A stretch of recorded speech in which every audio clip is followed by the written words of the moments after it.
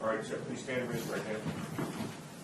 Do you swear or affirm to tell the truth, the whole truth, and nothing but the truth so help you God? I do. Please state and spell your name for the record. Detective Sergeant Eric Crain, E-R-I-C-C-R-A-I-N. Thank you, sir. Have a seat. Yes, sir. Your witness request. Thank you, Judge. Good afternoon, sir. Good afternoon, sir. Can you please introduce yourself to the jury? Yes, I'm Detective Sergeant Eric Crain, New Jersey State Police, Crimes and Investigations Unit. And what unit are you presently assigned Crimes and Investigations? to? And where is that located? We cover the entire southern region of New Jersey with physical offices in Buena Vista headquarters for the State Police. And what is your current position in that unit? Detective Sergeant, And what responsibilities do you have as Detective Sergeant? beyond the supervision of those beneath me on my squad or in the office or in other offices, we handle all crime scene investigative requests from the state police or outside agencies, and those investigations could span from a burglary or criminal mischief, anything conceivable or manageable, all the way up to homicide and police-involved shooting on the higher end of severity. How long have you been assigned to that specific unit? Just over 11 years. And was there a time when you were in a different unit, a different squad within crime scene investigation? A short period of time, yes, sir. And what was that called? We were assigned with the major crimes or homicide detectives, and it was the NJSP Homicide Investigation South Unit Forensic Squad. And were there any responsibilities different than what you are currently assigned to? The responsibilities were the same as they were during my time prior to and now in crime scene investigation, only we concentrated on death investigations, in-custody deaths, homicides, police-involved shootings, suspicious deaths, rather than the burglaries, criminal mischiefs, accidents, and such. And prior to the forensic squad with the homicide investigation, where were you assigned? The crime scene investigations unit, again, sir. And again, the responsibilities and duties are the same as you just described. Yes, sir. And if you could describe exactly what it is, the services that are provided with your unit. Certainly. Regardless of the investigation, every investigation is different and independent of itself. So we have to evaluate the scene and decide if we're going to conduct photographic documentation, evidence collection, latent print development. If it's a clandestine grave, we would have to actually excavate the grave site. If there's a shooting incident, shooting reconstruction and analysis, bloodstain pattern analysis and reconstruction, or just some diagramming, crime scene diagramming also. Do you also provide services relating to prints? Yes, sir. And about how long have you been doing the work with crime scene investigations? Since December of 2007. I'd like to just briefly go through your formal education. You have a undergraduate degree? Yes, sir. Where did you obtain that from? Stockton College, And what year did you obtain that degree? 1999. That's when I finished up. And what is the actual degree you obtained? That's a BA in psychology with a concentration in criminal justice. And you also have a graduate degree? Yes, sir. From what institution? Seton Hall University. And when did you receive that degree? I took my time over the course of, since I've been a trooper, so I want to say that I finished up in around 2010, 2011. It's been a few years. And what is that degree in? It's in leadership, human resources, management. It's a master's degree. Prior to coming to the crime scene investigation units, did you receive training specifically on crime scene investigation? Yes, sir. Prior to my assignment here, all, at least within the state police, all troopers have to attend a 240-hour, 6-week school that is provided by the New Jersey State Police, which covers all aspects of crime scene investigations prior to being actually assigned or doing the work. And I'm not sure if you testified to it, but how long have you been in that school? Yes, sir. It's 6 weeks, 240-hour school. And how much of that school involves print examination? The first 2 weeks, sir, of the school are dedicated to friction-rich skin, latent print, identification, analysis, documentation, but then it also happens sporadically throughout the remaining 4 weeks based on the subject matter that we're learning about. I think you just mentioned it, but what is the technical scientific term for a finger or palm print? It's actually considered friction-rich skin, sir. You also have attended other classes and seminars and training in regards specifically to palm print identification? Yes, sir. And you're that at the Henry C. Lee Institute? That's correct. Where is that located? In Connecticut. And when did you take that course? I'd have to look at the resume, so it's been, again, a handful of years. I don't recall the exact year. If I said that was in April of 2011, does that sound about right? That sounds consistent, sir, yes. And could you briefly describe what that school is and the actual class that you took? Yes, sir. To my recollection, it was a 3-day school where they gave you an initial refresher on friction ridge skin, both fingers and palms, and then the last 2 days or day and a half were concentrated specifically on the palmar region of the human hand. And at the conclusion of that, do you take any kind of examination or to test your proficiency in what subject areas that you just learned? Yes, sir. Throughout the course, they, again, to my recollection, give you quizzes or applications on how to identify those regions on pieces of paper that they provide. Did you also take examinations of where you tested in proficiency for what you learned at the original crime scene school in St. Louis? Could you repeat that, sir? I'm sorry, I probably phrased it poorly, but the original crime scene investigation school you intended to become part of the crime scene investigation unit. Yes, sir. At the conclusion of that, was there any testing in regards to print examination? Yes, during those first initial 2 weeks of the State Police Crime Scene School, which are dedicated again to friction ridge skin, latent print, identification, development, we are required to make 100 idents at that school prior to being given the blessing to continue on after the 2 weeks. And do you recall what the conclusions were as part of that training and that testing? I pass, sir, if that's what you're asking. How important is the real-world experience and real-world application of what it is that you learn? Extremely important, sir. Does your training end once the class ends, or do you continue to gain experience in your expertise after that training? Okay. After the training, throughout the course of my time at crime scene, yes. The practical experience that you had with friction ridge skin identification, about how often are you involved in that type of work?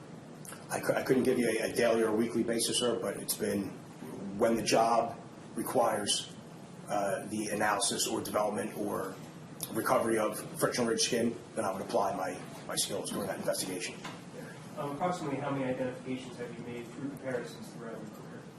I've looked at in the thousands, sir, of friction ridge skin, be it identifiable or non-identifiable, but on an average, I would say that between 150 and 250 positive identifications through my latent print examination. Do you teach or instruct in this particular field of crime scene investigation? Yes, sir. And is it also true that you're an adjunct professor? That's correct. And where is that at? It's currently at Rowan College in Gloucester County. And what courses do you teach there? I teach both semesters in the fall and the spring. It's Introduction to Forensic Science 1 in the fall and Introduction to Forensic Science 2 in the spring. And how long have you been an adjunct professor at Rowan College? Just over 6 years. And as part of the classes that you teach, both Intro to Forensic Science 1 and Forensic Science 2, is there incorporation of latent print, friction ridge skin identification? Yes, sir. And do you utilize a textbook when you teach that subject? I do. Is there any part of the textbook that deals with friction ridge skin identification? Yes, sir. Do you also teach, as part of that class, practical instruction in how to apply your methods? Yes, sir. As part of the course, it's a lab course, not just tutorial.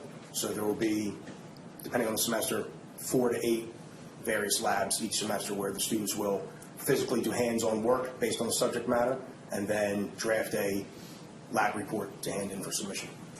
Does any of that incorporate friction ridge skin identification? Yes, sir. Do you also teach and instruct at the crime scene investigation school for the state police? I do. And how long have you been doing so? Since I've been assigned to the unit, so approximately 11 years. And what areas of crime scene investigation are covered? Again, sir, all aspects from the friction ridge skin during the first 2 weeks, photography, evidence collection, shooting reconstruction, bloodstain, clandestine grave, aerial photography, diagramming, any facet of crime scene investigation work that you could think of a generally cover. Do you specifically teach and instruct on the methods of friction ridge skin identification and analysis? No, sir. It's based upon wherever the detective sergeants who run the class need me to fill in. So 1 year could be idents for 3 days, another year could be teaching shooting reconstruction, which I typically do. So it's wherever they need the space to be filled. Have you specifically previously taught on that area of friction ridge skin identification? Yes, sir. Have you also held a board position with the Crime Scene Investigation Unit Major Case Protocol? Yes, sir. And what was that? Essentially, sir, when we were assigned to the homicide unit, forensic squad, once the division conducted another reorganization and put us back into the crime scene unit, they wanted to get together to have a working group to find the best practices that we found that worked well with the major crimes or homicide investigation team, and therefore they formed that working group, and we assisted in formulating the major case protocol. Have you previously been qualified in the field of friction ridge skin identification and analysis? Yes, sir. How many times? 2. And where was that at? One was in Gloucester County Superior Court, and one was in Camden County Superior Court. Your Honor, at this time I would tender Sergeant Crain as an expert in the field of friction ridge skin identification and analysis. 1 year. Just kind of approach.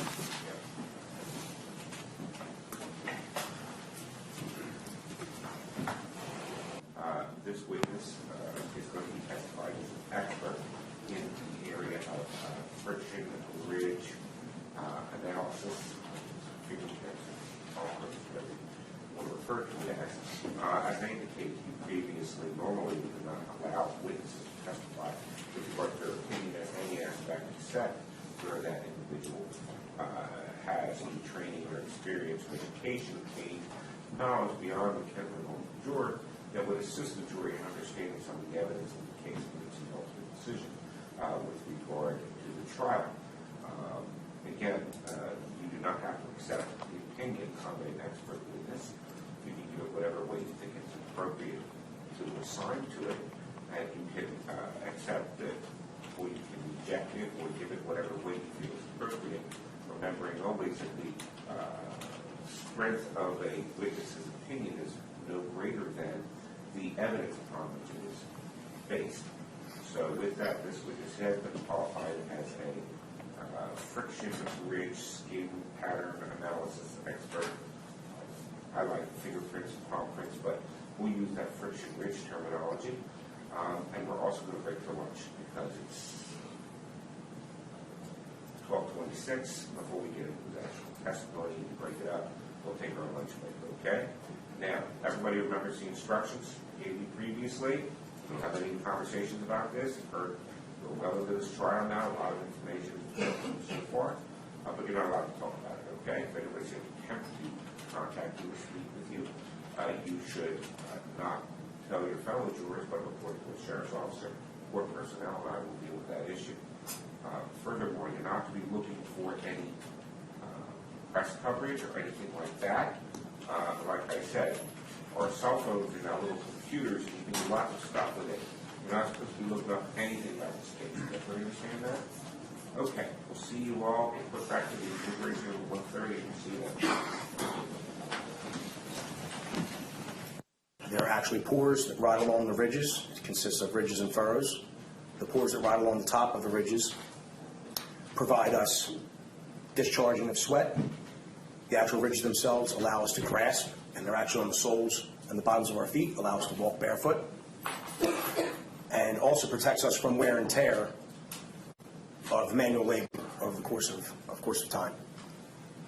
Would you like to continue, sir? Or? Sure. Okay. There are multiple types of patterns, both on your fingers and your palms. Right? On your actual fingertips, there can be loops, arches, and whorls. On your palm, okay, it's going to be broken down into 3 regions. Your interdigital area, which is just beneath your fingers. Your hypothenar area, which is opposite of your thumb side. And your thenar area, which is adjacent and connected to your thumb. You referenced the hand. Are there any other locations on the body where friction ridge skin detail is located? Yes, the soles of the feet, the bottom of the feet. And I think you briefly described what that ridge detail is composed of. I think you gave ridges, furrows. Also. Correct. In regards to, is there like a more layman term that you can provide for like what a ridge is and what a furrow is? Two ways I could describe it, sir, would be peaks and valleys, or like a corrugated roof that has ups and downs or peaks and valleys. That's what the ridges and furrows are on your friction ridge skin.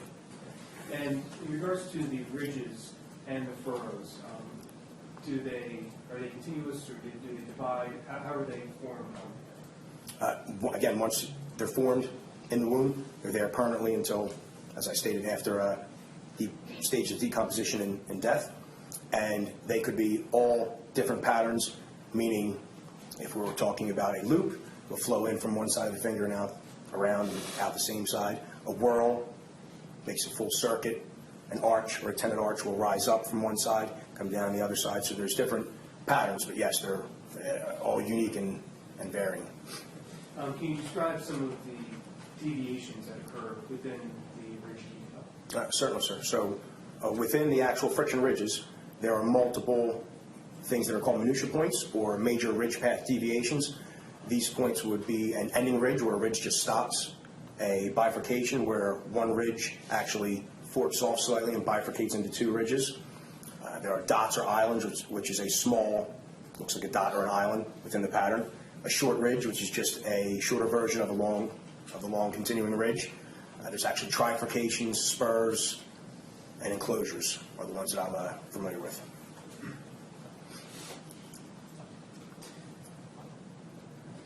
You indicated that the ridge detail is on the hand throughout the life. Yes, sir. Of an individual. How unique is friction ridge skin detail from person to person? Well, actually, just considering yourself, friction ridge skin detail is different on each finger of your 10 fingers and on each palm of your 2 palms, and it has never been found to be replicated or duplicated in any person, meaning the friction ridge skin that I have on my hands will be different from anyone else, the friction ridge skin on their hands.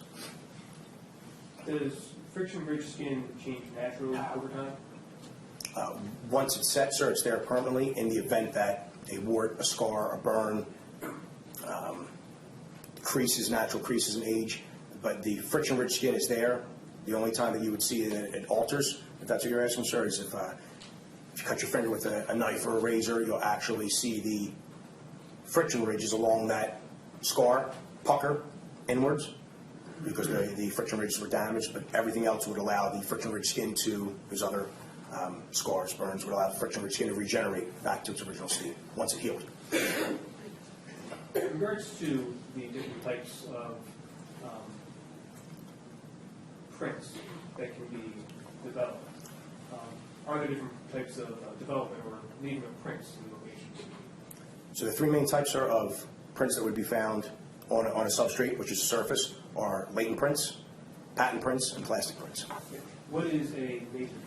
A latent print, by definition, is invisible to the naked eye, so it would need some type of development medium like black powder or chemical means to actually bring out the friction-rich skin detail. What about plastic prints? A plastic print would be if my friction-rich skin came into contact with wax or putty, silly putty, soap, and the actual friction-rich skin detail is embossed or transposed onto that material. And what is a patent print? A patent print is if my friction-rich skin comes into contact with a foreign substance such as mud, grease, oil, blood, and then from that point, if I touch another surface that does not contain that material, my friction-rich skin would then be reproduced on that other surface.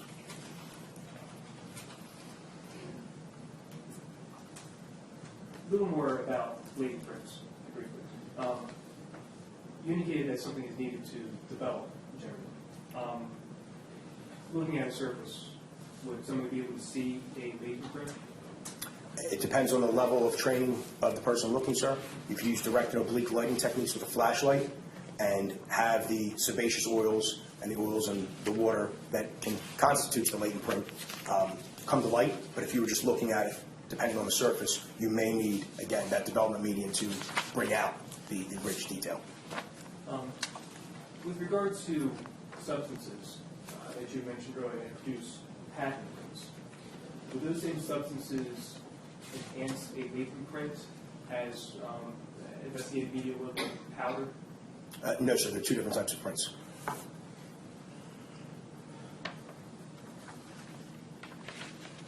And if you could, in like a little more detail, like explain the difference between a latent print versus a patent print. Certainly, sir. So your friction-rich skin, again, as I previously stated, has pores that help discharge sweat or assist with that, discharging sweat. A latent print consists of 99 to 99.5% water. The rest are materials from your body and oils. You could also touch certain regions of your own skin, like your forehead, your nose, the back of your ears, and actually have sebaceous oils contact your skin, then again depositing that invisible print. And that differs from a patent print in that. Yes, sir. So when you're touching a surface or a substrate, and if you are a secretor and the atmosphere conditions are correct and everything is aligning, you're able to deposit that latent print on the surface, and again, which is typically invisible to the naked eye.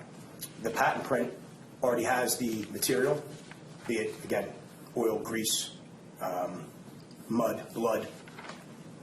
It's now on your friction-rich skin, and you're touching a non-blood-bearing, grease-bearing, oil-bearing surface, and you're able to reproduce that friction-rich skin detail onto that surface.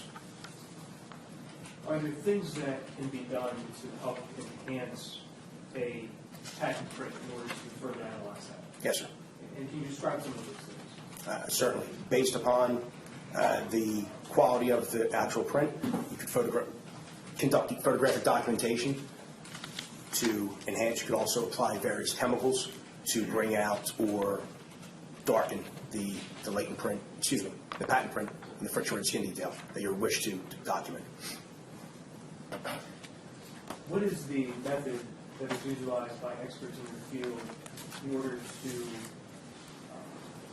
identify and analyze prints? So the method is called the ACE-V method, which stands for analysis, comparison, evaluation, and verification. How widely is that method used? Throughout the forensic practitioning community, sir. And I think we covered this a little bit earlier, but have you specifically taught that method yourself? Yes, sir. And have you yourself been taught that method? Yes, sir. Is it generally accepted as a reliable method by other investigators and experts in the field of crime scene investigation? Yes, sir. I'd like to go over briefly that method and what that acronym actually means. You initially indicated that the first letter of that acronym stands for analysis. Yes, sir. Can you describe what is done in that part of the process? Certainly.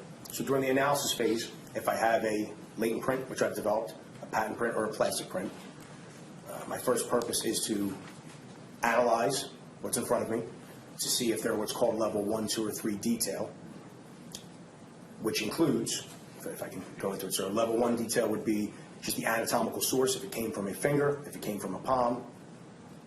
Is it actually friction-rich skin? In my training and experience, do I believe it to be and analyze it to be friction-rich skin itself? And does it actually have those major ridge path deviations that could be used for individualization, be it to exclude or make an identification when we get to that point? The level 2 detail is once I make that determination in the case that I would, I now am actually, hence the comparison portion, comparing point to point, minutia point to minutia point from my unknown patent, latent, or plastic print to a known, typically copy of an inked impression or rolled inked impression, and seeing if they, in fact, agree based upon those major ridge path deviations, based upon, the anatomical source, the prior level 1 and level 2 detail. Level 3 detail would be more along the lines of pore count, actually counting the pores on the top of a ridge, the width, the contour, the shape of the pores. Level 3 detail is not required to make an identification, but it is in that section of level 1, 2, and 3 available to examiners. That part of the method for friction-rich skin detail and identification and analysis, the analysis portion, Is that an objective or subjective state of the process? That is the objective portion, sir. And what do you mean by objective versus subjective? Well, if it were subjective, my personal feelings, emotions, thoughts would have everything to do with me analyzing that friction-rich skin. Where it's objective, all of that is pushed aside, and you just deal with the facts that are in front of you. When you're looking at a potential unknown print at this stage, how much detail are you looking for in order to further your analysis? Well, again, so during that phase, as I narrated, going through the level 1, the level 2 details during the analysis phase, that brings me, if in fact there is enough, to the comparison phase. And then from the comparison phase, I would move on throughout the ASP process. Do you need a specific number of points of identification during the analysis stage to then move on to that next step in the method? No, sir. There's no minimum or maximum number if you're asking me of minutia points or the general flow or morphology of the actual latent pattern or plastic print. That's correct. In addition to a number, are you also looking for the quality of the points of identification that you're looking at? Yes, sir. During that analysis phase, just the assessment of the quantitative and qualitative, again, minutia points, the general flow, sorry to be repetitive, the anatomical source to see if, in fact, it can bring me to that next level of the ASP process. That's correct. The next stage you indicated was the comparison stage? Yes, sir. And what is done during the comparison stage? So once I determine that it is, in fact, friction-rich skin, and I believe that there are, and observe that there are multiple identifiable major ridge path deviations or minutia points, and I'm able to compare directly the unknown patent, latent, or plastic print to my known rolled inked impression or a copy of an inked impression of another human being. And again, is that part of the process an objective or subjective part of the method? Again, sir, as the prior stage, that's objective, looking to see if, in fact, hard concrete evidence, if the point in the unknown matches the point in the known. What is the next step in the process after that? The next step is E for evaluation in the ASV. So essentially, taking all of the information that I've gained from analyzing and comparing, I arrive at a determination, and through that determination, I express or I narrate that it is, in fact, a match, not a match, or there's not enough insufficient amount of information to make a match. And the last portion of this method, what is that called? Verification stage? Yes, sir. And what is the purpose of verification? Verification is once I complete all of my work, I give the patent latent or plastic print to another qualified latent print examiner, and they conduct their own independent ACE portion of the ASV process, again, for the verification. Now, you testified last week that you were involved in the investigation of the homicide of Tara O'Shea. Yes, sir. And as part of that, were you aware of a number of articles of evidence that were recovered? Yes, sir. Was there one in particular that was useful in your investigation, actually your analysis of whether there were any prints or friction-rich skin detail that could further the investigation? Yes, sir. And what was that item that was useful in that respect? It was a larger of 2 knives recovered at the scene of the crime. Did you have some gloves there if necessary?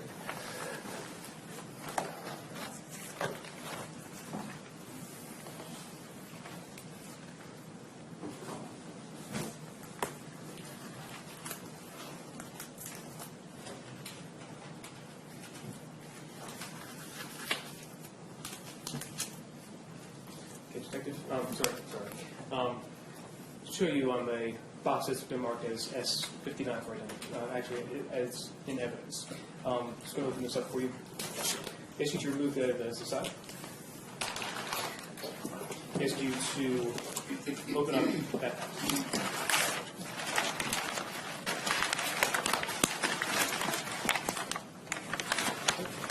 get that this inside, just place that right on the box right here, if you could. On top of the box, On sir? top of the box. As is? As, no, you can take it out of the paper, but place it right here. And if I could have the paper? Yes, sir. Thank you. So this object that's marked as S59, was there some further investigation done by you in regards to your analysis that was done with this item? Yes, sir. Could you describe what was done? Certainly. Upon visually examining this particular item of evidence, I observed a patent print in suspected blood on the handle of the knife. From that point, after it was collected from the scene, it was photographically documented at a later date and time. Upon that photographic documentation, as we found it, it was then treated with a chemical called amido black, which is a dye stain solution that will enhance or darken a patent print in blood on the surface of an object, or substrate, I should say. That was also then photographically documented.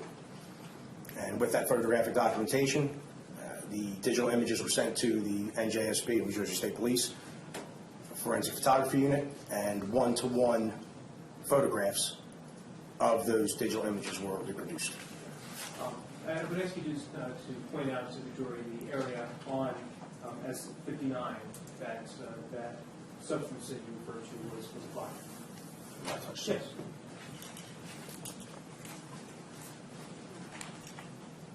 So it was the handle portion. And once that was done, you described that there was some photographic documentation that was then conducted. Once what was done, sir? Once That substance, the amido black, was placed onto the handle of S59, there was some photographic documentation. That's right. And what was the purpose of that photographic documentation? The purpose, sir, was to document the work that we were doing on the item of evidence, as well as having a one-to-one scale photograph made of the digital images. Let me show you a photograph I marked as S136. Do you recognize what's depicted in S136? Yes, sir. And what is that? That is the handle of this item, MH17, with the patent print and blood treated with the amido black with an actual metric scale on the bottom. And what's the purpose of the metric scale? To give size, shape, depth, both length and width if need be, for future examination purposes. And I ask you to put that photograph over. Was this a photograph that you yourself took during your analysis of S59? Yes, sir. Thank you. Just ask that S136 be entered as evidence opposed to the jury. Objection. Objection. If we could have the lights. 136.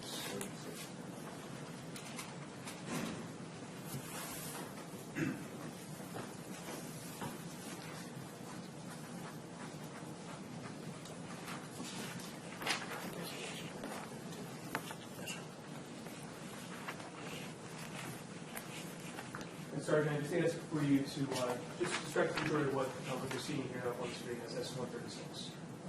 Would you mind if I get up, sir? Yes, absolutely. Go right I need ahead. these ones.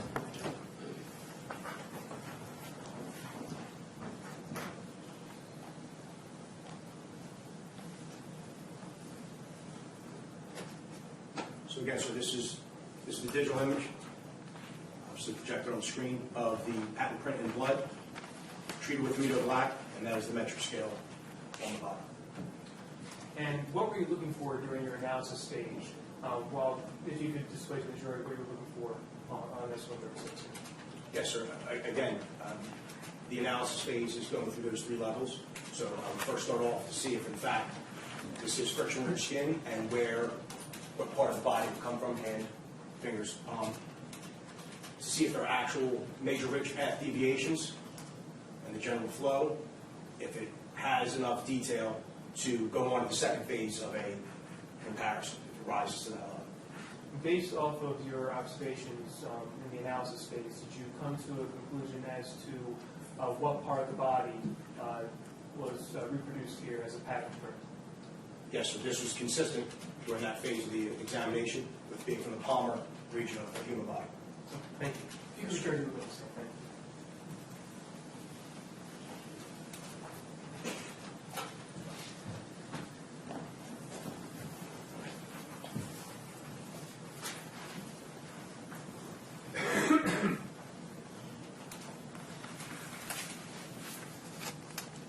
So you indicated that the photograph on S-136 was then sent to the state police photo laboratory? The digital images, sir. Digital images? Yes, that's correct. And what does the state police photo unit do with that digital image? Again, it's on a DVD when it goes there. So for courtroom purposes, as we've provided the 8x10s, they're able to produce 8x10 photographs. They're able to produce 1-to-1 photographs, and they do a myriad of other things that I wouldn't be able to comment on.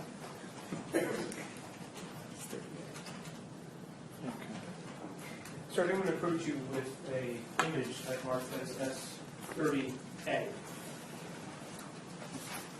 Ask you if you recognize what is depicted there as S30A. Yes, sir. This is a 1-to-1 image of the patent print after treating with media black and producing the digital image, or the photography of it, excuse me, with the scale. Okay. From the forensic photography unit, yes. And there's a number that's located at the top of that. Yes, sir. And what is that? It's 10- Of that image, or It is not my documentation, that's that was provided to you by the photo? either the photo unit or someone in the biometrics unit, yes. So when you conduct your analysis on the comparison stage, were you using this image that's marked as S30A during your comparison? Yes, sir.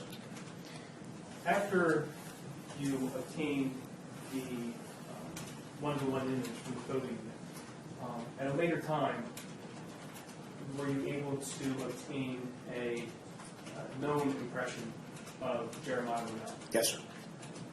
I'm going to show you a document that marked as S30B.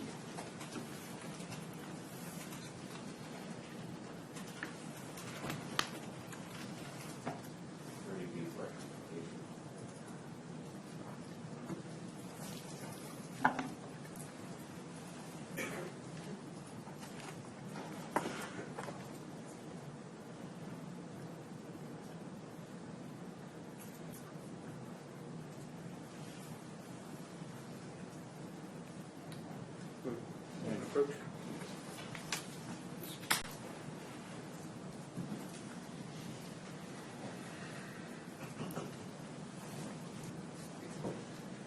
Sir, I'm going to approach you with a document marked as S30B. You recognize S30B? Yes, sir. Okay. And is that, in fact, a known impression from Jeremiah Monell that was taken on the date that he was arrested as part of his processing? That's correct. And the portion that's marked as S30B, what part of the hand was that? That is the rolled, again, copy of the rolled impression of the right palmar region. I ask you to flip that over also. Is there something that's on the other side? Yes, sir. What is on the other side? That is the, again, rolled impression of the left palm or palmar region. Okay, thank you. If you could just place that up. Great. Judge, I ask that S30A and S30B be admitted as evidence. Any objection? No. Evidence.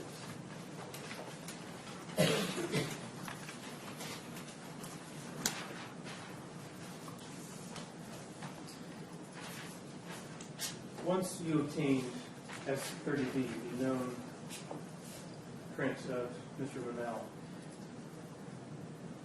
what was your next step during your analysis?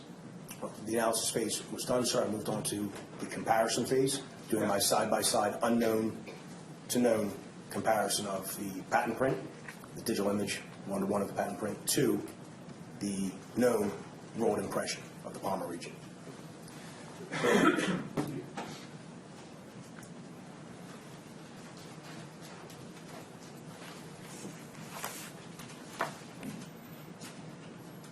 So I'm going to approach you with a poster board that's been marked as S158 for identification. Do you recognize S-158. Yes, sir. What is 158? That is a courtroom display that I created for this case. And is this a representation of, for lack of a better term, represent the comparison that you conducted between the unknown print from the knife and the known print of Mr. Monell? Yes, sir. This represents the patent print, which is the unknown print, here found on the right, and the exact minutia points or major ridge path deviations in the rolled known impression of the right palm. Judge, as this Check, Judge.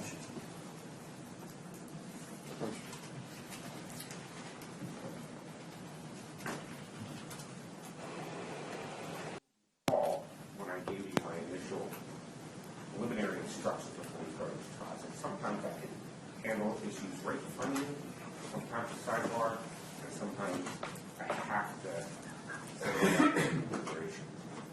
This is one of those times. Okay, so I'm going to send you back there. Don't go far. I know that matches can take only 5 or so minutes, but you really can't do it effectively while you're here. Okay, so we're going to ask you to go to the deliberation room, 5, maybe 10 minutes before we take it back. Okay?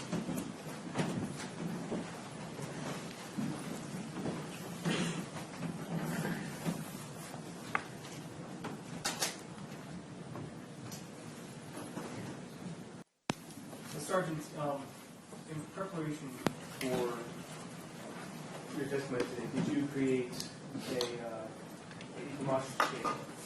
Yes, sir. Courtroom display. That's correct. Prior to making that courtroom display, what did you obtain in order to do so? The 8x10 photographs that were utilized Yes. from the NJSB Forensic Photography Unit, copy paper from University headquarters, and some extra materials that I had from teaching at the college. And what was the purpose for creating this display? To give a visual aid, sir, a demonstration to show the starting point from the unknown to the known, and 25 points of identification within the unknown to known. When you conducted your original analysis of the known print of Mr. Monell and the unknown print taken from the knife, how many points of identification did you identify during the comparison phase of ACE? 25. Is that a specific number that's utilized throughout the field, or is that a number that you utilize yourself? Again, so there's no minimum or maximum numbers that a crime scene forensics detective has to arise to make an identification. I choose to use 25. It's the way that I was taught, and it is my level of assurity that that is an identification when it pertains to palm prints. The courtroom display that you prepared for today, how many points of identification does that utilize? 25, sir. To your knowledge, are those the same 25 points as when you originally conducted your analysis? I couldn't tell you if they were the exact same or not, no. But the display that you developed for today's purposes, does that display your methodology and how you came to, ultimately came to your opinion? Yes, and it also shows, again, from unknown to known, the corresponding point from that 8x10 to the other 8x10. Judge, I would ask that S-158 be displayed for demonstrative purposes. Sure. Thank you. And so I'm going to turn this around. And if you could indicate to the jury what it is that they're viewing here on S-158. Next answer. Yes, please. Just a poster board, again, it's a courtroom display that crime scene detectives, forensic practitioners utilize when they're doing a display for showing the minutia points or major ridge path deviations from an unknown latent patent plastic print to a known roll or inked impression of another human being. And the image that is on the right-hand side of S-158, what is that image there? That is an image of the patent print after it was developed to Vito Black in scale that was recovered from item MH17. And the image that is contained on the left-hand side of S-158, what is that? That is a portion of the hyperthenar region of the rolled impression of Jeremiah Monell.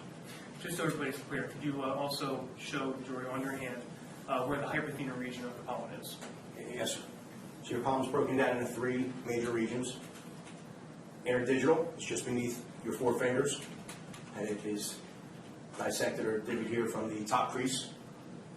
You have your thenar, which is your thumb side, thenar thumb, and your hypothenar side, which are both divided or dissected from your radial longitudinal crease or bottom crease. So there's 3 main sections of your palm. And again, the print that's identified on the left-hand side is the hypothenar. A section, I should say, of the hypothenar region of the palm, yes. Which palm of Mr. Monell? Right hand. And if you could demonstrate for the jury the methodology that you utilize during the comparison phase when you're conducting your analysis. Yes, sir. I found a short ridge in the unknown image and the corresponding exact short ridge in the known image. From there, by conducting a ridge count, going through from unknown to known, all of the minutia points or major ridge path deviations. And the art tape and the letters are just indicating the corresponding from unknown to known in each image. And the ledger at the bottom indicates what each letter is pointing out or indicating, type of major ridge path deviation.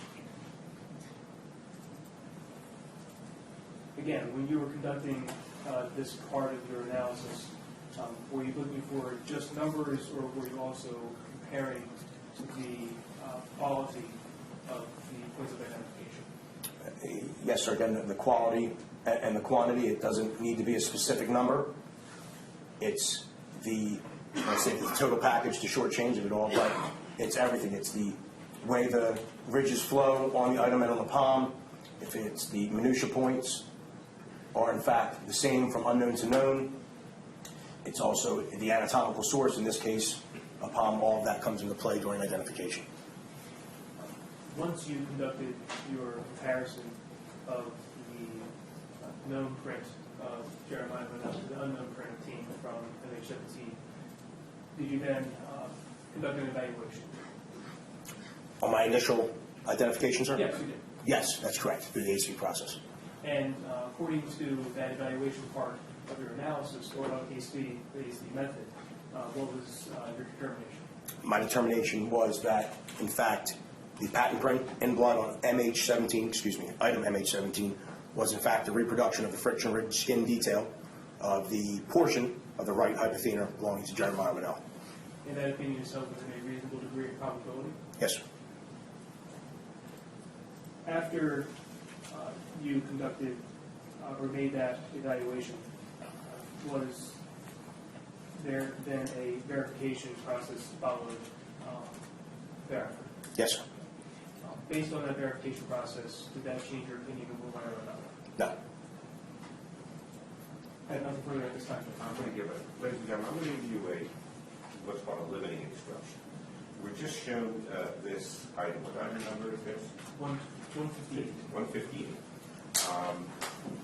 The testimony of the witness as to whether or not he's reaching a certain conclusion is not predicated on this. Do you understand that? This is only presented to you to help you understand the method he utilized in order to reach his ultimate determination. You may not consider this board as evidence of any identification. It is only here to demonstrate to you how that identification process was done. Does everybody understand it? So you're not going to be able to rely upon this board as being an identification. The identification, if there is one, comes from the witness himself with regard to whatever he did previously. Does everybody understand that? All right. Any other issues? Do I hear anything from you? Okay, very well. Cross-examination. Judge, if we're done with S-158, we turn that. I'll take it.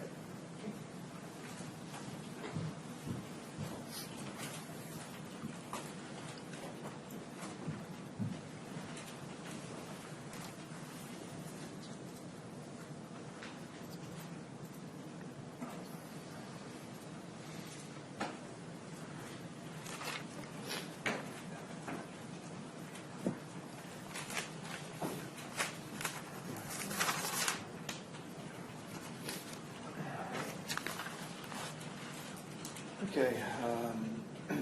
Detective Crain, mind if I shorten it to Detective Sergeant? I know it is. You arrive on the scene on the morning of December 19, right? Yes, sir. You learn that Tara Shea is dead. that, yes, there's a resident inside the, You learn that she's been stabbed. yes, You learn that her throat has been cut. correct. You saw her body. I did. Saw wounds on her body. She was clothed, sir, but yes, the ones that were visible, correct. Right. When you come on scene, you communicate with other troopers on the scene, right? Yes. You learn that Jeremiah Monell is a suspect, right? I couldn't tell you when exactly, sir, that I came upon that information now. I just show you a report by Trooper DeHart.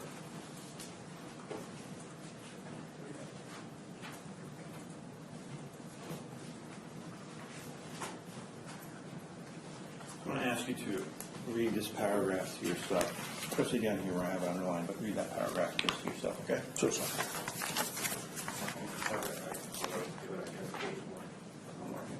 I do that first. You mark right identification. Please report the heart.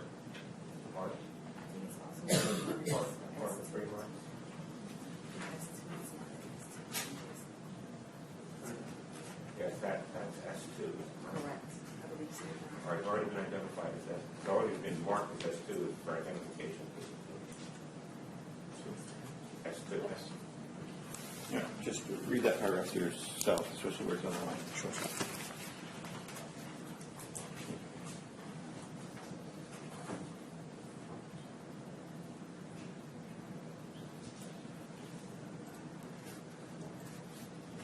Yes, sir. Okay, so according to what you just read there,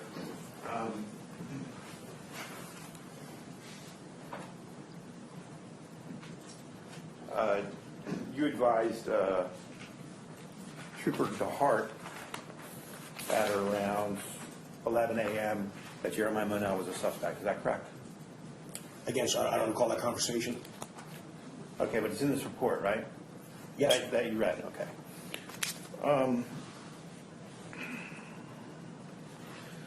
At some point later that day, you understand that there's a statewide BOLO. That's a be on the lookout for Jeremiah Monell, right? Yes, sir. You worked with Detective Hughes on processing the scene, right? That's correct. If one of the troopers found a piece of evidence, you would photograph it and Detective Hughes would collect it. Is that right? Based upon our assignments for that job, yes, sir. And you were supervisor on the scene, right? Correct. So you were basically those underneath you were giving them assignments, right? Once the assignments were divvied out, sir, I was on photographs for this job, so that was my So you assigned yourself to do that, responsibility, yes. and you assigned others to do other responsibilities, right? Correct. Judge, I'm going to object at this point. Would you be heard sidebar?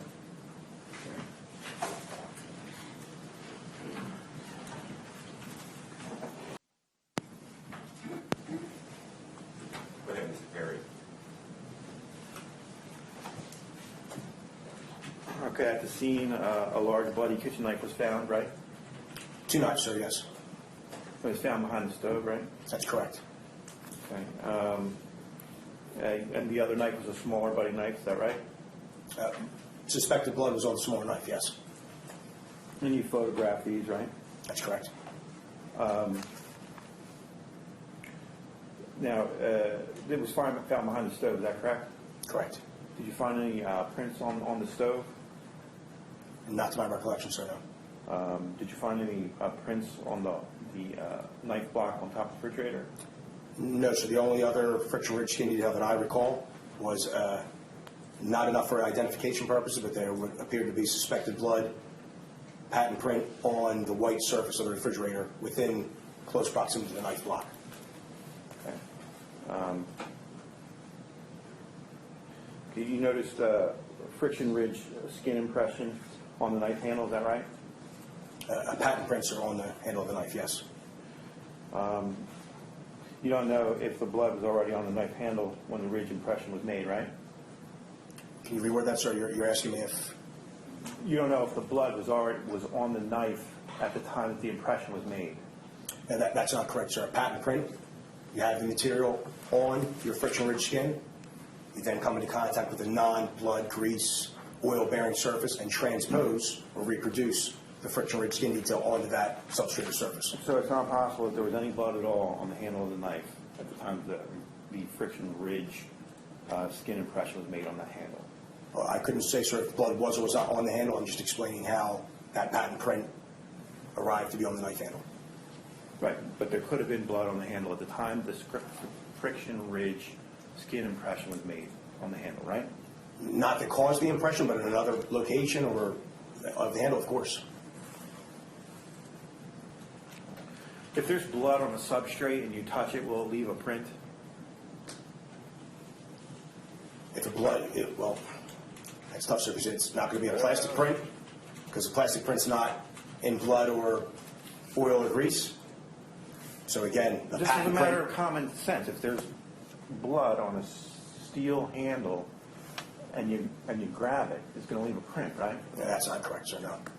Okay. That's always the case. On December 20th, 2016, you and Detective Hughes went to the medical examiner's office. Is that correct?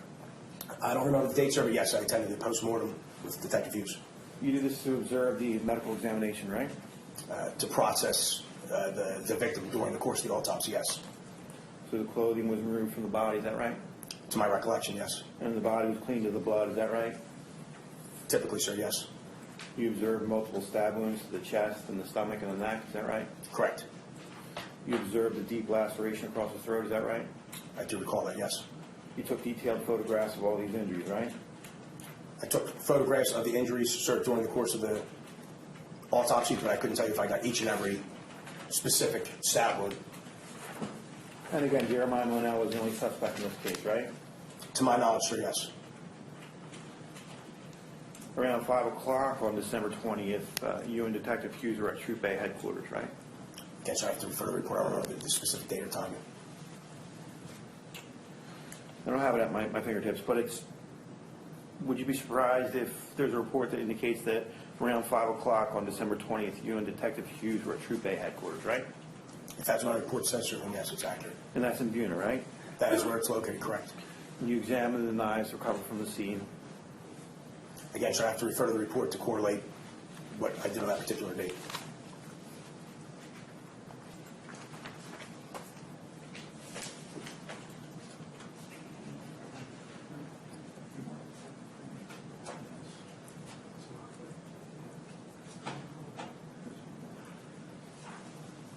Okay, I'm going to show you what's previously been marked as S16. That indicates there that you were at Troop A headquarters, correct? You were there with Detective Hughes, right?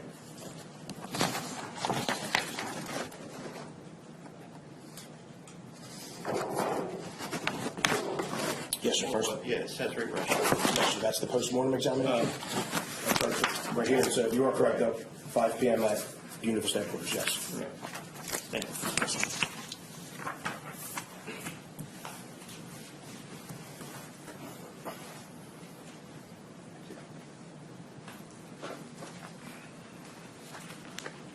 It's around that time that you determined that what was previously marked as S30A was contained sufficient indicia of friction-ridge skin to make a comparison. Is that correct? Is S38 the knife, sir? Right. Yes. 30. Yeah. Yeah. So at that time, you photographed the knife, and you made a determination that what had been previously marked as S30A was sufficient, contained sufficient indicia of friction-ridge skin to make a comparison. Is that correct? Well, sir, I observed the friction ridge skin detail on the handle of the knife and then conducted my photographic documentation to capture that and archive it, yes. You photographed that, and that photograph has become S30, right? What you saw Yes, before. sir. I think it was might be confused, but I think it was confused. Do you have that?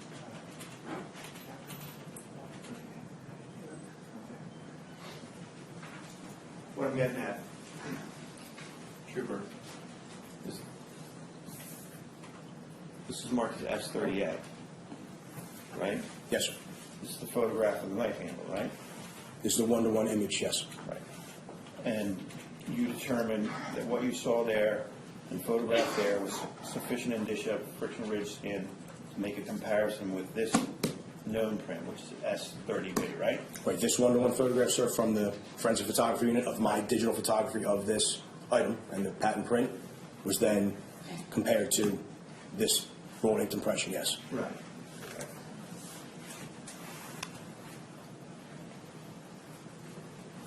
So you didn't make any notes as to what it was about S30A or the knife handle that led you to believe that there was sufficient indication of friction ridge skin to make a comparison, right? You didn't write down why you thought that, right? That's correct, sir. I have no notes for the HV process. And then you did it, basically you did a side-by-side comparison of S30A and S30B, is that right? Utilizing that HV processor, once I got to the comparison phase, yes, that's correct. Right, so, and you primarily did that by looking at one and the other and making comparisons, right? Well, again, sir, I'm sorry to be repetitive, but the HV process indicates that I already find those minutia points in the unknown, and then I do a comparison of everything from the unknown to the known. Right, and you do that by comparing them Visually, yes, sir. Visually, yeah. Yes, sir. That's what I'm getting at, okay. Right, so and you didn't write down what it was about the known print and the patent print in S30A that led you to believe that they were a match. Is that right? You didn't write anything down? I don't have any notes, sir. That's correct.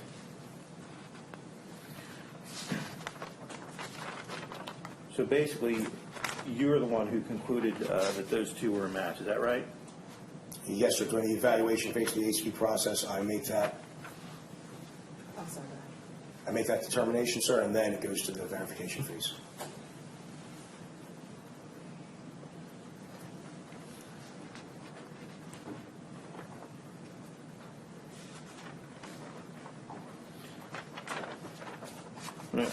Again, shift gears a little bit. You don't have a degree in forensic science, is that correct? That's correct. And you haven't published any research in the area of fingerprint ID, is that right? That's correct.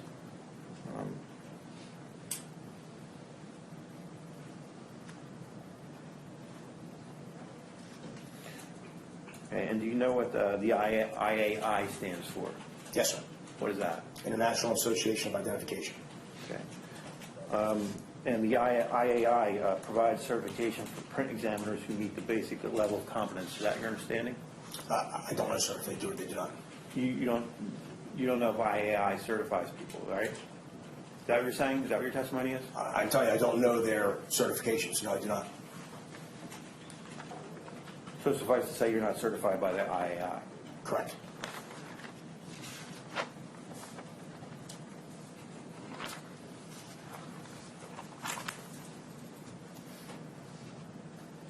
Now, in reaching your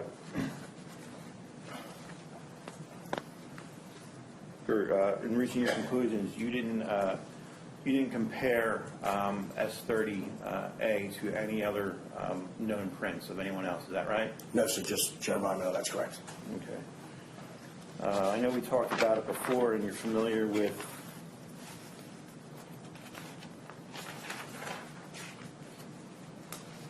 the President's Council of Advisors on Science and Technology, their 2016 report, right? Yes, sir, I'm aware of the report. Okay. And it was prepared at the urging of the President of the United States, right? That's your To understanding? my understanding, yes. And the PCAST report concluded. Objection, Judge. Reapproach.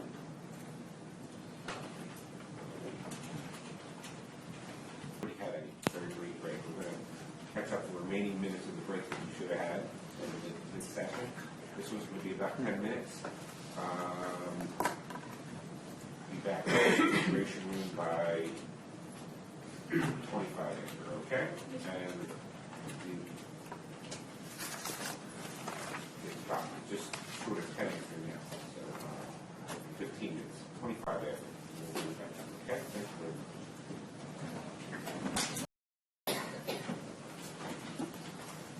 Detective Crain.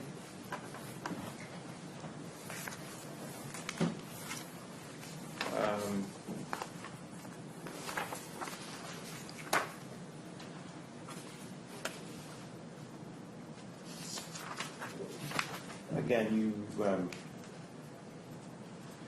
had determined that you might have appropriate friction ridge skin for comparison and identification purposes on MH17, and that would be the large knife there, right? Yes, sir, I determined I did, yes. And also you believed that there was on the blade of MH18, the smaller knife, you thought that there was adequate friction ridge skin for identification and comparison purposes, is that right? Yes, sir, initially that's correct. But you didn't follow up or do any testing on that knife, is that right? On No, the sir. smaller knife, you didn't do No, any? sir. Okay. Now, you testified to within a reasonable degree of probability that the photograph taken of the knife, the large knife there, and has been reduced to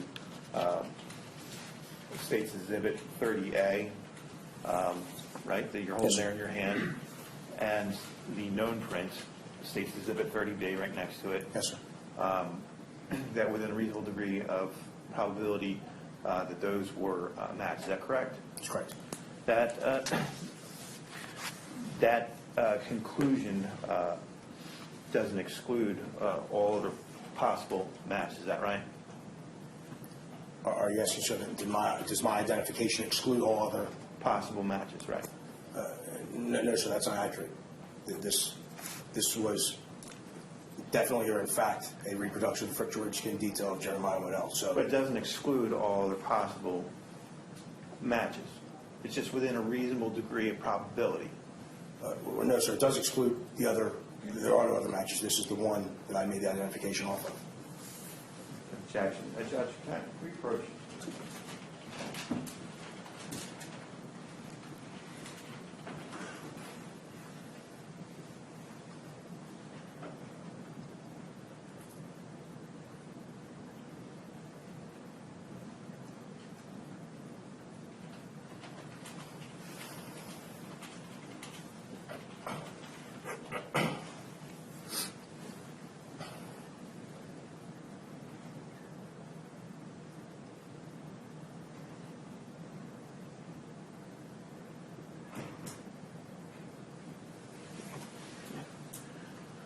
Okay.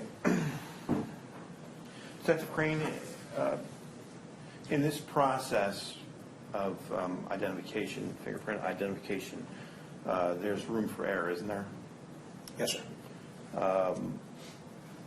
It's possible that another examiner could find a different conclusion. Is that correct? That's correct. And we had talked before about the PCAST report. Yes, sir. Would you be surprised if I told you that that report found that only 2 properly designed studies of the accuracy of latent fingerprint analysis have been conducted, and of the one conducted by the FBI, that the error rate was as high as 1 in 306? I remember you discussing that before. Yes, sir. And would you be surprised if I told you that of the other study that the PCAST report found to be properly done, the Miami-Dade study, that they found that the error rate in fingerprint identification could be as high as 1 in 18? Is that correct? I recall you saying that. Yes, sir.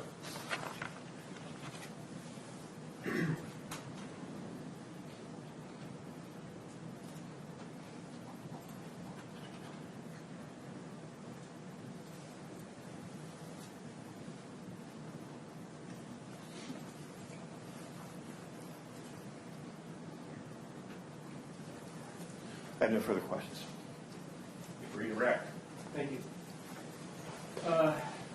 Sergeant, that document that was prepared as reference, are you aware of the methodology that was used by this report? No, sir. I'm aware of the report, but not the contents of the report. So you're not aware of the experience of the examiner? That's correct. know where the number of prints that were examined as part of the studies? That's correct, I'm not aware. Do you know whether yourself, have you been able to form an opinion of whether, about those reports themselves? No, sir, without thoroughly reading, I wouldn't form an official opinion on that, that's correct.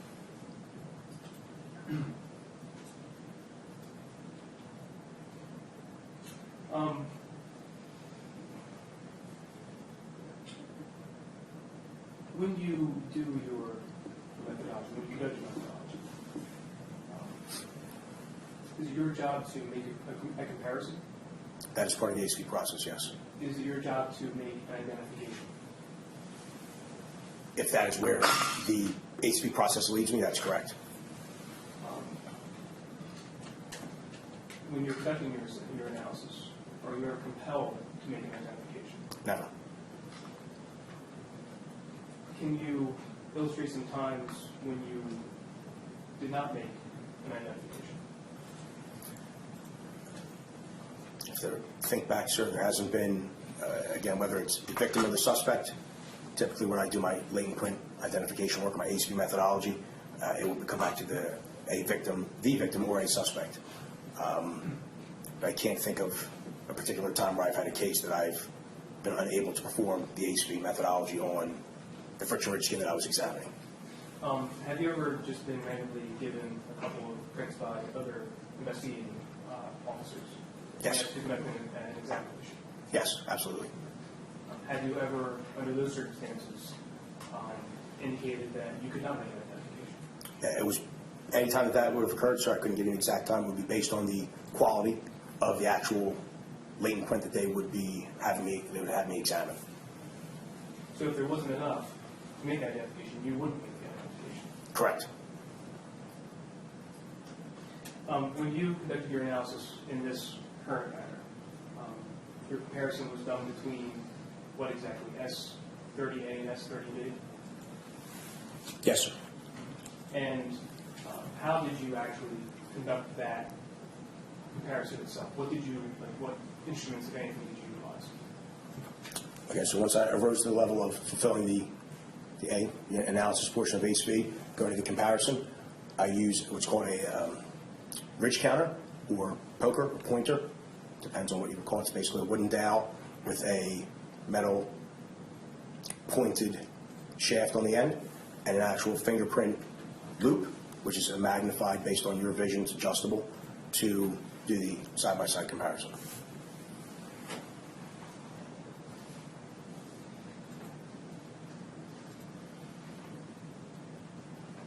Just to clarify something from cross-examination, how is it that a patent print is formed? A patent print, specifically, is formed when a foreign substance, like I narrated before, be it oil, grease, mud, blood, comes into contact with friction-rich skin. Then that substance on the friction-rich skin, the skin, in this case I'll use my hand as an example, would come into contact with a substrate or surface, and then the friction-rich skin is then reproduced onto that surface or substrate. Within a reasonable degree of probability, how is the patent print formed on S59 at MH17 in front of you right there? Yes, sir. That human hand had blood on its surface prior to coming into contact with the handle of the knife, and then again, the friction-rich skin detail, reproduced on the surface of the handle of the knife. Nothing further, Judge. Thank you. Excuse. Yes, sir. Just need to repackage that. Do it, sir? Yes, sir.